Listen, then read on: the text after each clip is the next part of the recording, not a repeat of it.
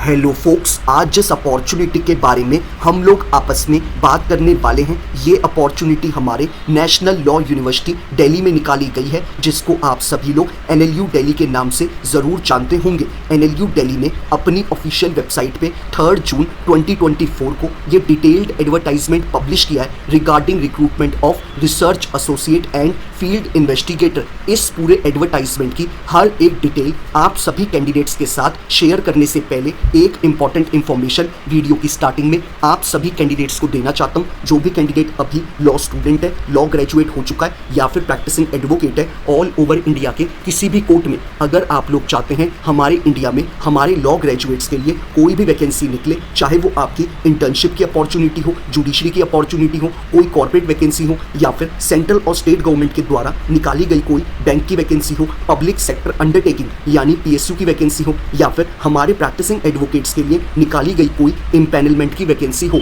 It means all over India में हमारे law graduates के लिए कोई भी वैकेंसी निकलती है, उस वैकेंसी के रिगार्डिंग आप सभी कैंडिडेट्स को इस चैनल पे टाइमली अपडेट प्रोवाइड कराई जाएंगी, ताकि हमारे किसी भी लॉ ग्रेजुएट से इंडिया में आने वाली कोई भी लीगल अपॉर्चुनिटी की अपडेट मिस आउट ना हो। तो मैं चाहूँगा जिस भी कैंडिडेट ने अभी इस चैनल को सब्सक्राइब नहीं करा है वो मेक श्योर करे कि वो इस चैनल को बिना सब्सक्राइब करे ना जाए। अब बात कर लेते हैं हम लोग इस डिटेल्ड एडवर्टाइजमेंट के बारे में। Centre for labour law research and advocacy, जिसको हम सभी लोग CLLRA के नाम से जानते हैं, ये लोग एक रिसर्च प्रोजेक्ट के लिए ये हायरिंग कर रहे हैं और इस प्रोजेक्ट का नाम है invisibility in law and policy migrant domestic workers living in Delhi and Bangalore. इसी प्रोजेक्ट के लिए हमारा CLLRA हायरिंग कर रहा है और ये हमारा प्रोजेक्ट जो है इनडायरेक्टली ये अंडर में आता है नेशनल लॉ यूनिवर्सिटी दिल्ली के, जिसको हम लोग एनएलयू दिल्ली के नाम से जानते हैं। और इन्होंने हमें इस प्रोजेक्ट के अंडर में जो डेजिग्नेशन ऑफर करी है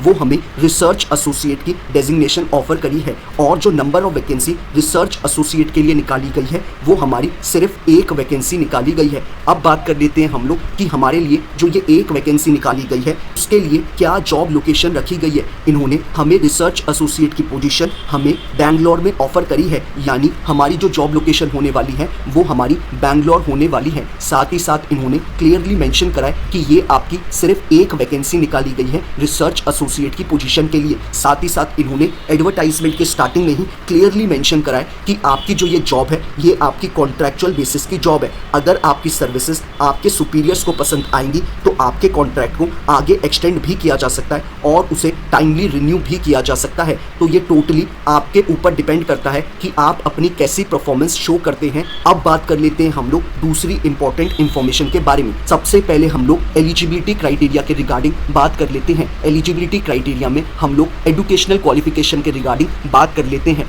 एजुकेशनल क्वालिफिकेशन में इन्होंने क्लियरली मेंशन करा है कि अगर आप रिसर्च एसोसिएट की पोजीशन के लिए अप्लाई करना चाहते हैं तो आप एक LLM डिग्री होल्डर होने चाहिए, यानी कि आप एक पोस्ट ग्रेजुएट होने चाहिए, यानी कि आप मास्टर्स डिग्री होल्डर होने चाहिए। अगर आपके पास LLM की डिग्री है फ्रॉम रिकॉग्नाइज्ड यूनिवर्सिटी और उस LLM की डिग्री में भी आपने 55% इन अबव स्कोर करा है, तभी आप इस पोजीशन के लिए अप्लाई कर सकते हैं। और साथ ही साथ इन्होंने बोला है कि कैंडिडेट नेट क्वालिफाई होना चाहिए या फिर स्लैट क्वालिफाई होना चाहिए या फिर MPhil उसने अपनी कंप्लीट कर ली हो या फिर PhD कंप्लीट कर रखी हो, यानी जो भी हमारा रिसर्च कैंडिडेट होगा उसके पास LLM की डिग्री के साथ नेट या स्लैट या MPhil या PhD क्वालिफाई होना चाहिए और LLM में भी उसने 55% एंड अबव स्कोर करा हुआ होना चाहिए, तभी वो एलिजिबल है कि वो इस पोजीशन के लिए अप्लाई कर सकता है। अब बात कर लेते हैं हम लोग दूसरी इंपॉर्टेंट इंफॉर्मेशन के बारे में। एक्सपीरियंस में इन्होंने आपसे कुछ भी नहीं मांगा है, यानी कि हमारे जो फ्रेशर हैं वो इस फॉर्म को फिलअप कर सकते हैं। अब बात कर लेते हैं हम लोग रेम्यूनरेशन यानी सैलरी के रिगार्डिंग। इन्होंने क्लियरली मेंशन करा है कि आपको एज अ रिसर्च एसोसिएट के तौर पे 20,000 रुपीज़ प्रोवाइड कराए जाएंगे मंथली बेसिस पे इस पोजीशन के लिए, यानी आपको 20,000 रुपये महीना प्रोवाइड कराया जाएगा रिसर्च एसोसिएट की पोजीशन के लिए। अब बात कर लेते हैं हम लोग इसके सिलेक्शन प्रोसेस के ऊपर। इन्होंने क्लियरली एडवर्टाइजमेंट में मेंशन करा है कि आपका कोई भी एग्जाम कंडक्ट नहीं कराएगा एनएलयू दिल्ली, डायरेक्टली आपको आपके एप्लीकेशन फॉर्म के बेसिस पे शॉर्टलिस्ट किया जाएगा और जिन भी कैंडिडेट को शॉर्टलिस्ट किया जाएगा उनको ईमेल के द्वारा एनएलयू दिल्ली इंटीमेट करेगा कि आपको कौन सी डेट पे, कौन से टाइम पे और कौन से वेन्यू पे पहुंचना है फॉर इंटरव्यू। और अगर आप लोगों का इंटरव्यू अच्छा जाता है तो आप NLU दिल्ली में इस प्रोजेक्ट के अंडर में रिसर्च एसोसिएट के तौर पे हायर कर लिए जाएंगे। अब बात कर लेते हैं हम लोग कि हमें इस पूरे रिक्रूटमेंट प्रोसेस का कैसे पार्ट बनना है। NLU दिल्ली ने अपने एडवर्टाइजमेंट में क्लियरली ये बात मेंशन करी है कि आप लोग इस फॉर्म को 2 तरीके से अप्लाई कर सकते हैं। या तो आप इस फॉर्म को ऑनलाइन अप्लाई कर सकते हैं या फिर आप लोग इस फॉर्म को ऑफलाइन अप्लाई कर सकते हैं। जो कैंडिडेट्स हमारे ऑनलाइन अप्लाई करेंगे उनको मैं बता देना चाहता हूँ कि आपको सबसे पहले अपने जीमेल में जाना है और आपको एक नया मेल को कंपोज करना है और उस मेल में आपको अटैच करना है अपने अपडेटेड रेज्यूमे को, और साथ ही साथ आपको एक स्टेटमेंट ऑफ पर्पस को लिख के भी उस मेल में अटैच करना है। और उस स्टेटमेंट ऑफ पर्पस में आप ये भी मेंशन करेंगे क्यों आप इंटरेस्टेड है इनके साथ इस प्रोजेक्ट में काम करने के लिए, और अगर आपका कोई रेलेवेंट एक्सपीरियंस है तो उस एक्सपीरियंस सर्टिफिकेट को भी आप मेल में अटैच करेंगे। जब आप ये तीनों चीज़ें मेल में अटैच कर देंगे, यानी कि आप अपना अपडेटेड रिज्यूमे और आप अपना स्टेटमेंट ऑफ पर्पस और अपना एक्सपीरियंस सर्टिफिकेट अटैच करने के बाद आप उस मेल में सब्जेक्ट में क्लियरली मेंशन करेंगे application for the post of research associate, और फिर आप इस मेल को मेल कर देंगे cllra@nludelhi.ac.in पे। और आपको मेक श्योर करना है कि आप ये मेल बिफोर 11 जून 2024 कर दें, तभी आप इस रिक्रूटमेंट प्रोसेस का पार्ट बन पाएंगे। अब बात कर लेते हैं हम लोग ऑफलाइन प्रोसेस के रिगार्डिंग। जो कैंडिडेट मेल करना नहीं चाहते वो कैंडिडेट सिंपली तौर पे अपने अपडेटेड रेज्यूमे को लेके और स्टेटमेंट ऑफ पर्पस को लिख के और साथ ही साथ अपने एक्सपीरियंस सर्टिफिकेट की कॉपी लेके इन तीनों को एक एनवलप में डाल के आप लोग पोस्ट कर देंगे Sophie KJ, director, centre for labour law research and advocacy, room number 413, academic block, national law university, Delhi, sector 14, Dwarka, new Delhi, pin code is 110078।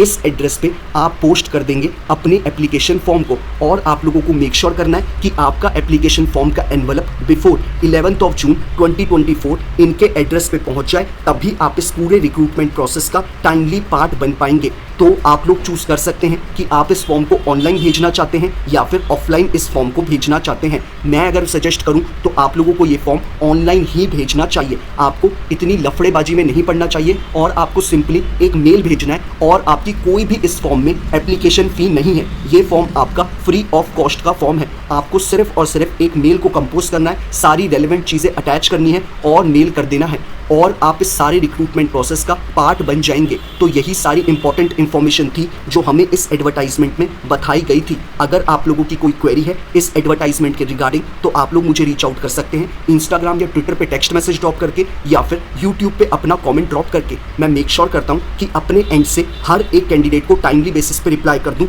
ताकि वो अपने फॉर्म को जल्दी से जल्दी फिलअप कर पाए और अपने आगे की प्रिपरेशन उतनी ही जल्दी शुरू कर पाए। बाकी जिन कैंडिडेट्स को ये एडवर्टाइजमेंट खुद से पढ़ना है, आपको नीचे डिस्क्रिप्शन बॉक्स में जो पहला लिंक अवेलेबल है आप उस पर क्लिक करेंगे। क्लिक करते ही आपके स्क्रीन पे ये पूरा एडवर्टाइजमेंट खुल के आ जाएगा। आप चाहे तो इसे डाउनलोड भी कर सकते हैं या फिर खुद से भी पढ़ सकते हैं। ऐसे ही डिस्क्रिप्शन बॉक्स में मैंने आपको ऑनलाइन जहाँ पे आपको मेल करना है उस मेल एड्रेस को भी डिस्क्रिप्शन बॉक्स में दे रखा है, और अगर आप लोग इस फॉर्म को ऑफलाइन फिलअप करना चाहते हैं तो वो भी एड्रेस मैंने आपको नीचे डिस्क्रिप्शन बॉक्स में अवेलेबल करा रखा है। आप डायरेक्टली कॉपी पेस्ट कर सकते हैं।